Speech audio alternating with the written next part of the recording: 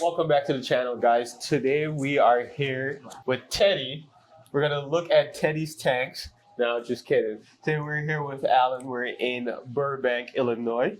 I actually found Teddy on Facebook, and he sent me a few pictures of his tank and also a link to his Reef to Reef, and I was blown away. We're gonna look at his tanks, not just this one, and see what he has there, how he's running it, and hopefully some tips for success for you guys. All You right. ready? Yeah. All right, Teddy. I'm gonna talk. I would. This is my oldest system, running continuously for about 22 years now. So This particular tank has been up for 22 years. yeah. Wow. So we moved in here 03. This was the first one that was set up, and what really got me into the hobby. So my dad set this up. Well, he got the tank used in the 90s, early 2000s. So this tank's definitely a good 30 years old, and just old school oceanic quality. They don't make them like this anymore. And this is glass. All glass. Yeah. All glass. All Nice. glass with a glass brace. So that was one of the big prompts for me to get a new tank, because this glass brace up here was starting to hamper the old acros, all the old colonies that I had. So, and at that time, the tank was just getting way too full. And then, it spurred me to get a few more tanks, and I'll show you later. Nice. In this system specifically, there are a few really choice ones I like. This one right here with the orange and blue coral lights. That's my CRT Liquid Billionaire. That's a cool Malaysian tenuous that I've been holding on for about a year now. Yeah. Then another one of really cool ones, I think it's underserved in the hobby, is this Pagoda Cup Coral. Yeah. This one's pretty cool because you don't see them grafted like that. Yeah. I was very gonna often. ask you what it was, because I was looking at it and I couldn't figure out what it was. So. Yeah, I mean they're typically pretty easy to keep corals. Typically, they're kind of poised as beginner corals. It's one of the first corals that we had in this tank originally. Not this specific one, but a cup pagoda. Yeah. But usually you'll see them and they're all green. Yeah. They don't have the blue inside, and that was really cool. And it was Right. kind of like an homage to my past, getting something that I grew up with Yeah. back in the system. Yeah. Nice. Nice. And then, apart from the SPS, the Scolies are definitely one of my Yeah. my prizes here. So Yeah. so then in this system, this is slowly getting filled up again, but predominantly SPS with a small focus on some choice LPS. And as you were saying about the Scolies, you also have that master one right there. Yeah. Why did you think about cutting the base of it? Just trying new things out. I mean, I know a lot of people that typically frag Scolies. They typically go through the center and get a sliver of the mouth. But, in the past, I've seen double-headed Scolies, and, trying to understand, how is that possible? I decided to shave it and see if a new polyp would grow out. Yep. And it's been about a year, but you can see that the polyp is pretty much fleshed out and has gotten a similar color pattern to the original polyp, which is really cool to see. Because I thought it was just going to be a completely new morph, and it wasn't going to be another master. But I guess I got lucky, and now I have a double polyp master. Yep. Nice. Nice. For the fish, so do you like your fish more than you like your corals? So what if you had the last $100 to go spend? Would you buy a coral or fish? I buy a coral. You buy coral? Yeah, fish are beautiful. They're Yeah. definitely a keystone of any main tank. But I do have a few really choice fish that I love. You'll see them in here. I have a joculator angel. That one's a really cool reef safe angel. They don't get that big. And in my other tanks, that guy, that joculator. He is the alpha male. I actually had a trio of them in here, but one day the two females just on a whim just decided to disappear. It was kind of sad. So I just left with the big boy. Yeah. And so most viewers will know my favorite fish is a blonde nasal tang. Mm-hmm. But one of my other favorite fish, or you could say second in line, is actually a powder blue. Oh. And so whenever I go to see a tank and I see a powder blue, it makes me very happy. How long have you had that powder blue, and what would you attribute to the success of keeping a powder blue? So I've had this guy for about 8 years. All right. It's what, 2025. I've had him. He actually survived my tank crash back in 2017, so I probably had him a little bit more than 8 years. Okay. So I got him as a juvie. I'd say like the main things about keeping, powder blues pretty healthy is that introducing them to a stress-free environment is critical. They typically tend to flare up and don't do well with stress, and you can kind of see how constantly active they are. These the tangs in the Acantharus genus typically all behave similarly. The powder blues, blacks, gold rims, Keelys, and so a pretty strong vegetarian diet for them. Don't over-index on a lot of like prepared frozen, or not prepared, but pellets. I don't really do that in the system. A lot of seaweed, and for the most part, having a lot of places for them to graze in the system has kept them pretty healthy. Oh, nice. For the first, I'd say 3 years, he didn't eat anything. For really? So yeah, any frozen food, any flakes, he wouldn't eat anything in the tank, just grazing on the rocks. And he's always been a really nice, healthy weight. So I think that's a good thing for a lot of these harder to keep fish is, have a natural food supply for them in the tank. Yeah. It's definitely not a fish that I'd recommend as your first fish. Well, it's kind of hard to say because, how your temperament, you obviously don't want to put the aggressive guy in first, but you also don't want to put in the runt that can't be, acclimated well after. Yeah. Something I just noticed, and the yellow tang came out just in time. So I just realized how much, I would say, negative space you actually have behind the rock. Mm-hmm. Just being that I could see a lot of the fish poking in and out from the back of the rock work, including the yellow tang. He was just back there. Mm-hmm. Was that part of the design, or that just happened? So, this rock structure has been pretty much established for at least 10 years. We haven't really changed much of the rock work in here, but I like to keep in mind, I like to try and maximize my coral keeping space, while also maximizing the gaps in the nooks and crannies in this tank. Okay. So then I think there's well over 20 fish in the system, and at night you won't be able to see any fish. If you want to have a well-stocked tank, because everyone needs their hiding spot, everyone needs a place to sleep. Yeah. And if you don't provide that, you're going to lead to tons of aggression. But you can see there's 5 pretty sizable tangs in this tank, and for the most part, they all play very well. Even the powder blue doesn't really flare up or chase anyone too much, and that's kind of due to them having their own place, established pecking order, and just having plenty of food for them so that they don't, chase each other off, trying to establish dominance or, grazing areas.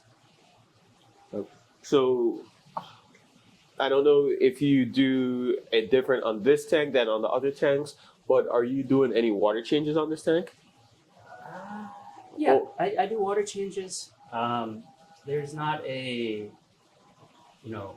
rhyme or reason for most of them. I'd say every week I like to pull out 5 gallons. Not conventionally, but through my skimmer. Okay. So I'll concentrate or wet skim 5 gallons out of the tank. Okay. And then exchange that water out. Mm. And doing that, you also help to get rid of a lot of nitrates, I'm going to guess, especially pulling it from the skimmer. Yeah, I'd say it's a more efficient way versus, sticking the tube in the tank. Yeah. You're not getting as much. And if you let the skimmer concentrate all the organics and that slowly trickles out, you end up with a lot cleaner of a tank. Yeah. It's more, I'd say, an effective use of your time. Because the amount of volume that you would have to change if you weren't like siphoning the gravel or just like pulling it from the tank would be much greater to be the equivalent amount of organics you pull out via skimmer. Nice.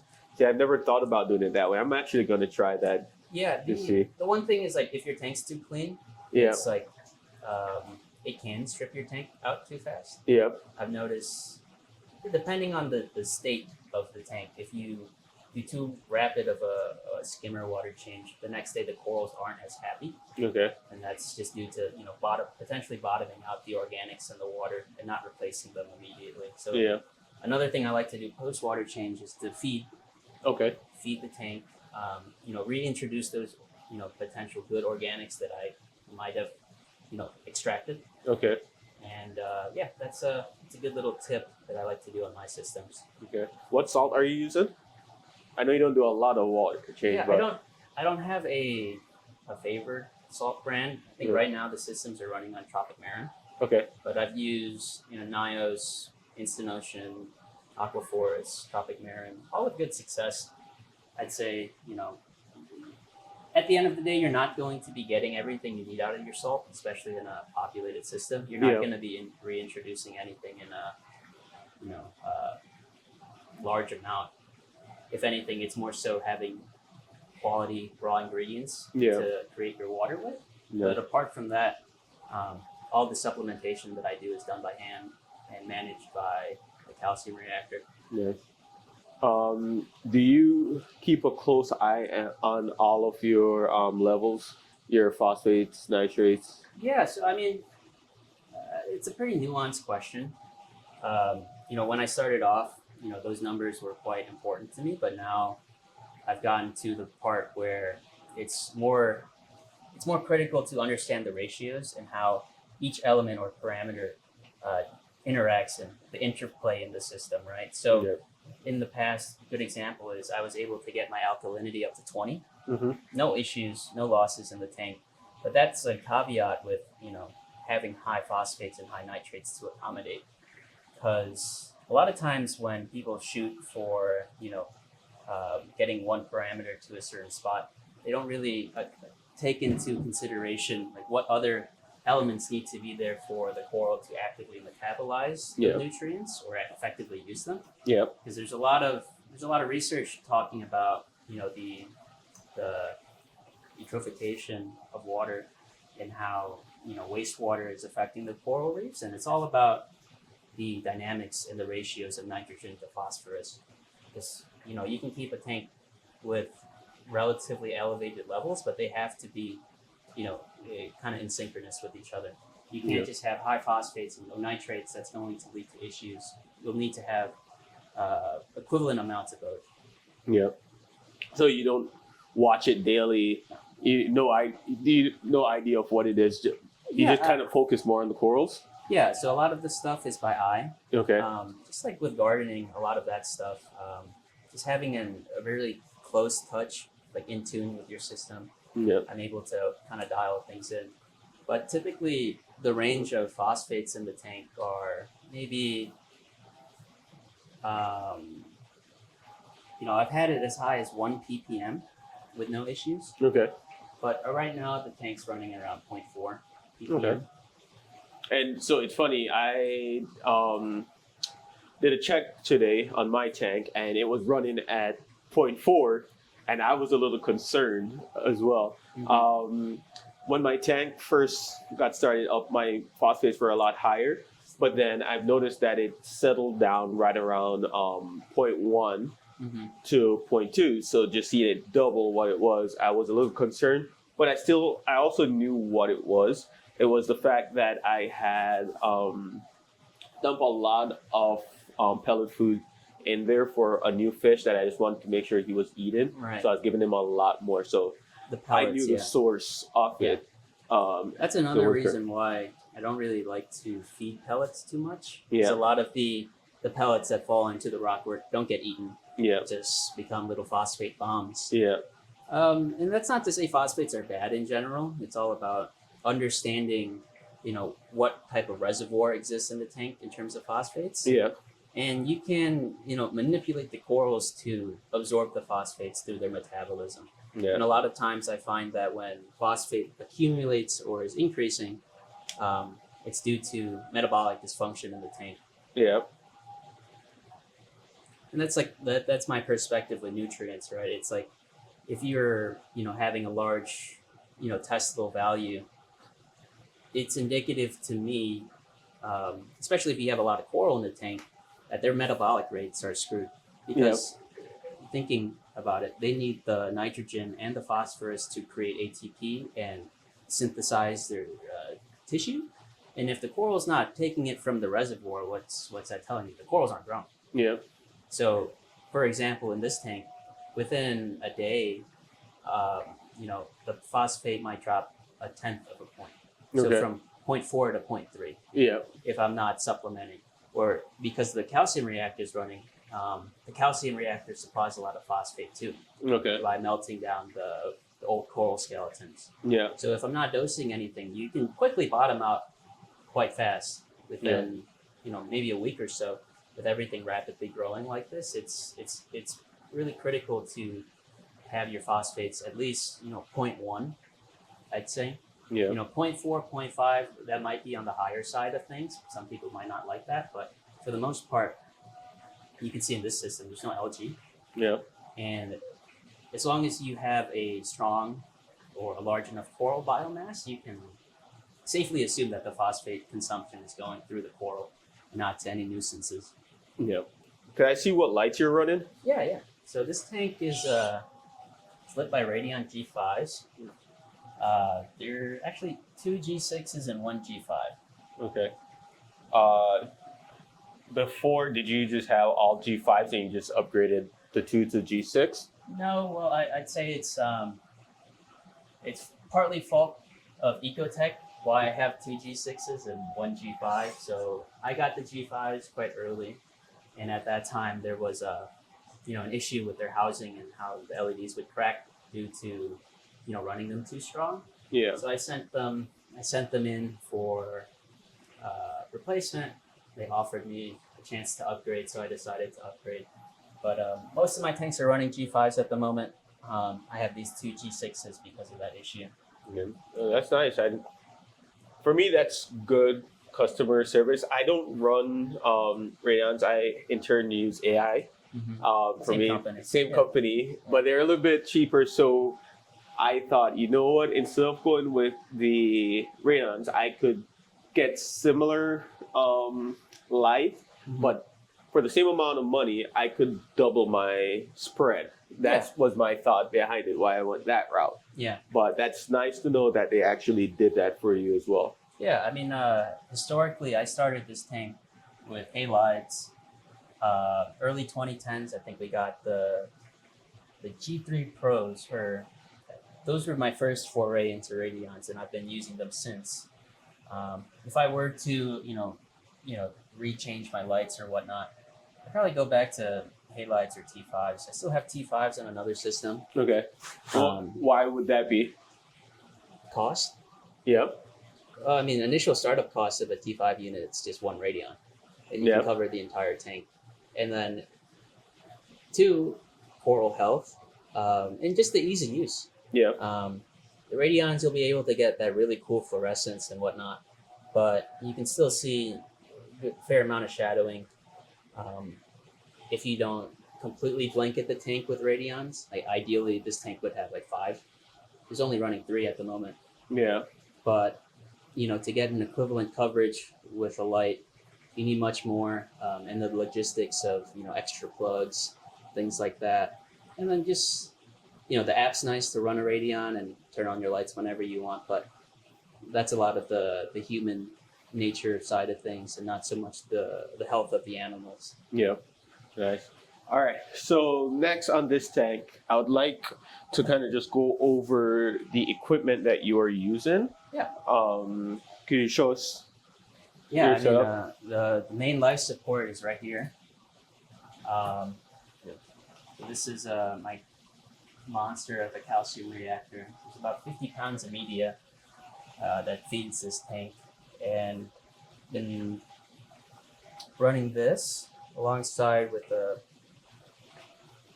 Vertex 180 protein skimmer, and that's it. Oh, no, that's very simple. That's it.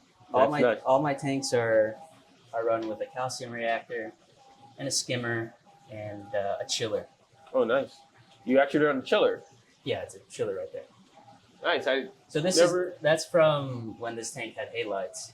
Okay, that makes sense. Okay, I see it. So when this tank was running halides, it would typically hit the 80s during peak hours. Yeah. But now it still creeps up to like 78 if I don't leave one of these doors open to vent the hot air out. Okay.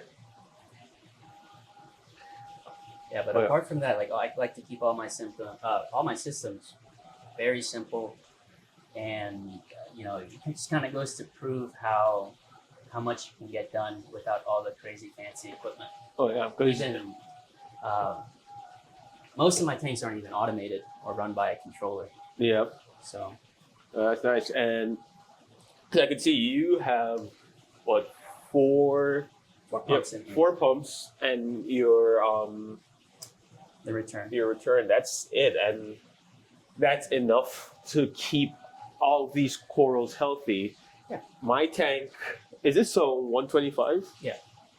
So I have a similar tank, but I drilled mine on the back, so it wasn't reef ready. Mm-hmm. I drilled it, so I have a little bit more space, and yeah, the corner overflows kind of suck up Yeah. all the tanks. I have more pumps in mine than you, but your tank looks way better than mine. So that goes to show that you don't need all of that gear to have a successful tank. Yeah, it's really about being smart with your equipment. Yep. Because originally I had 4 MP40s in here, Yeah. but since the tank's not that wide, Yeah. the 2 pumps were impacting the flow. So actually having 2 MP40s on each side, I was generating less flow because of the turbulence. Yeah. So now I'm able to get, one MP40 to stop right here, the other one comes right here, Yeah. and then the twinsies are to provide a cross stream and the tumble effect. So I get that random flow. Oh, that's nice. Yeah, and then the return is just, I believe it's a Mag 9, Yeah. so about 900 gallons at peak. So the turnover is not too crazy in this tank. Is there anything in particular that you are dosing this tank? Yeah, so my dosing regimen is quite simple. My main trace elements that I do provide are the halogens, fluoride, iodine, also dosing bromide to a small extent. Okay.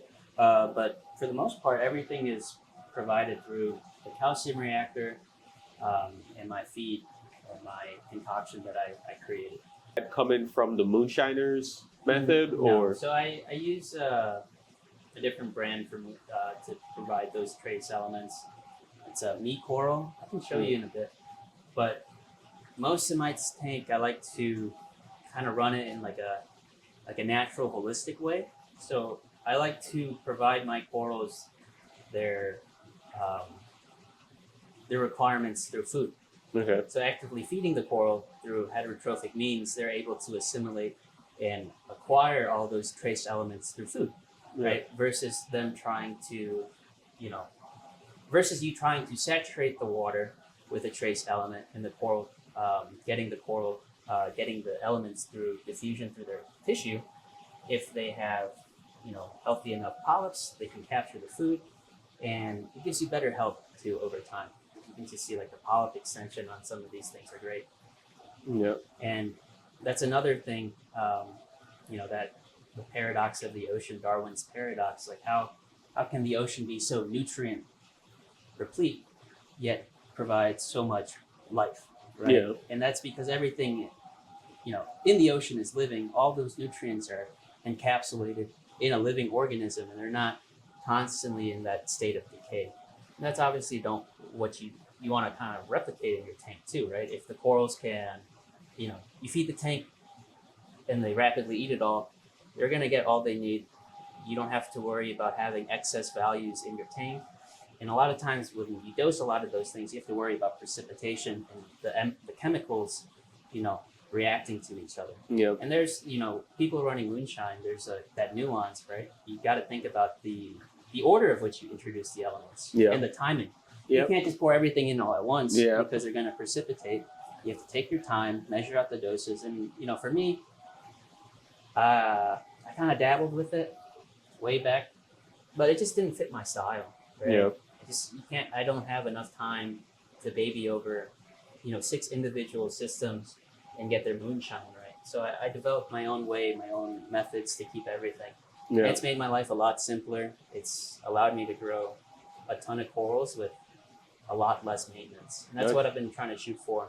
Especially just been doing this for, I guess, my whole life. It's been able to see like the evolution, understand the methodologies at like a fundamental level, and then just kind of see what fits with your lifestyle. Moonshine's a great method. Yeah. It provides someone with no background a very stable foundation. Yep. And all that information's there. Just read the book, follow it, and you can have a good tank. Oh yeah. But once you've been doing it for a long time, you like to try and figure things out for yourself, see what jives with you better. Yeah. And just try and keep the maintenance costs low. Yep. Those bottles, elements add up. Oh yep. Yeah. And now we are actually gonna head over to see. Would you call that your fish room? Yeah, my man cave. Your man cave. All right, I love it. Let's just take a look at it. All right, here we are in the man cave. And we have 1, 2, 3, 4 tanks. 4 bodies of water. Yep. Well, is this part of the sump or this is a drop down? That's the second level. Okay, so 5 then, because I didn't count this one.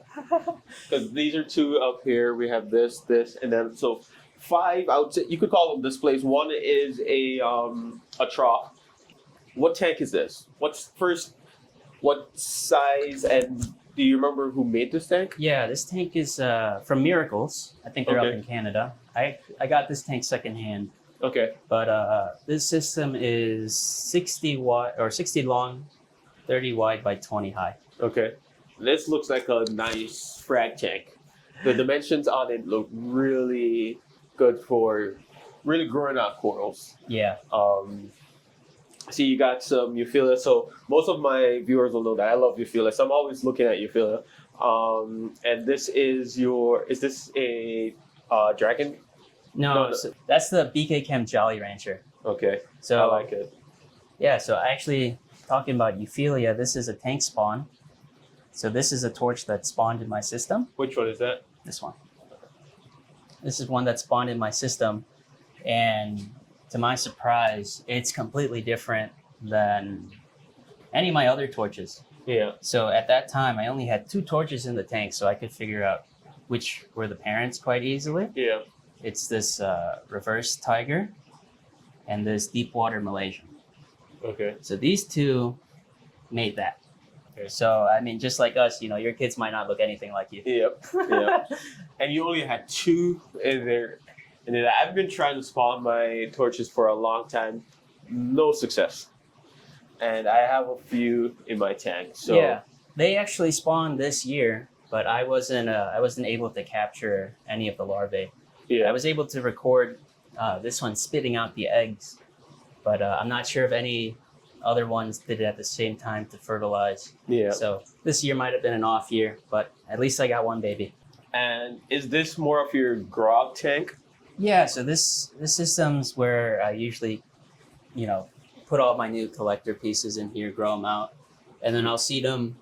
The goal is to seed this tank in the front tank with at least one of everything, so that I have duplicates. Nice. And then eventually the tank behind you here is, it's going to be turned into a display once I stop bringing in stuff. Okay. Beautiful. Yeah, so this tank's pretty much everything in here is at least 3 generations in from the wild. Oh wow. Yeah, so like you can see like my intake system right here, quite bare bones really. This tank I just used to treat and dip everything. And then they migrate over to this other 120 here where I can kind of condition them, get them used to more intense lighting. And then from there, I'll split up the colonies, introduce them into the final stage. Yeah. That way I can keep, pests out of my tank. All the headaches can at least be relegated to one system, not affect the final product. What is your favorite piece? I know you have some really, really nice ones in there. Yeah. But this is a question I ask at the shows a lot. Mm-hmm. And I feel like what you have right here would be a showstopper. Any frag, any colony here would be a showstopper. But it could change tomorrow. But today, from this tank, Yeah, from this tank. what is really speaking to you? Well, my favorite piece, unfortunately, I don't have. It's actually a piece that the hobby kind of named after my dad. Yeah. It's called Hung's Incredible Rainbow. Yeah. I'm working on getting a piece back, but if any stickhead is watching, they'll know what that piece is. And, it came from this house probably in the early 2010s. Yeah. But right now in this system, I'm really loving this one. This one's a super coveted piece. This is the Reef Canada Jaw Dropper. So I got this one early this summer, and it's about doubled since then. Wow. And then another one of my really favorite ones. Everyone likes these. These are the Speciosus. Yeah. This is my bling bling boy Speciosa. Nice. This is another really cool tenuous, deep forest green with like the really cool magenta highlights. Yeah. That one's really cool. It's that's the cough drop. And then this is a piece that I seeded in this tank of a piece I have up front. That's the Liquid Billionaire, which is almost like the Home Wrecker, which is over here. But instead of the pink and purple that this one develops, that one's all orange. Yeah. That's beautiful. I guess all my systems just kind of turn into mixed reefs over time. Yeah. You can see I have small zoanthid collection. These are the cornbread Bowsers. This was a hitchhiker I got. So I have no clue what this is, but that's really cool. Mm-hmm. And then I have some stratospheres over here, and then my main piece up front. Yeah. And then some Ghanies, rainbow chalice. Some healthy Ghanies. Yeah. There. Some really... Is this a glitter Ghani right here? Yeah, so I have two different ones. Yeah. So this is the... This is the Ice Queen glitter. Okay. And then this one right here is the mother of all glitters. So this one, what's really nice about it, it's not in the perfect condition right yet, but you can see on some of the tips, they're starting to turn over to the pink and yellow color that it's supposed to be. So this one's definitely on the hard to color up in terms of Ghanies. So when I got this thing, when I got it originally, I was pretty much amazed. I've never seen a Ghani with that color, but it's been really hard to keep it that color. See, even though this is your grow tank, it feels almost like a display where you actually put things, I wouldn't say tuck them away, but they're not right up to the glass. And I feel like some of the corals will actually do better that way. Mm-hmm. Where you definitely need to give them room. Yeah. The way that I grow out my tanks, it's like this is like kind of the sweet spot where you don't have too much interference. Yeah. But once these things really, all turn into colony size, kind of like this half of the tank, you'll start to notice just rapid depletion of elements and things. Yeah. And that's why, like I said earlier, it becomes difficult if you're not there to micromanage. And that's why I had to develop other systems to maintain this tank, or all my tanks in general. Because, like I said, I can double, I was looking back at some pictures. These frags double every 3 months. Yeah. You think about it, that exponential growth rate, your dosing's going to really pick up to a certain degree. Yeah. And if you're, using 2-part or any dosing system like that, it gets costly. Not just costly, but the time commitment to it, and then worrying about the dosers and all that automation. It's just not my style. So same with this tank. Skimmer. It's just a skimmer, a calcium reactor, and that's about it in terms of tank filtration. Yep. So I like to keep all my systems super simple and really nail down the fundamentals. Thank you for showing us all how simple it is to have a phenomenal tank. Yeah. I hope this inspires a lot of the viewers. again, there's no one way to reef keep, but I don't think you could get any simpler than this to have such great results. Oh yeah, it's all about nutrition Yeah. at the end of the day, and you know a lot of those things you can supply through quality foods, maintaining the biological controls, and having enough corals that you don't have any algae. Yeah. Then, guys, till next time, keep reefing.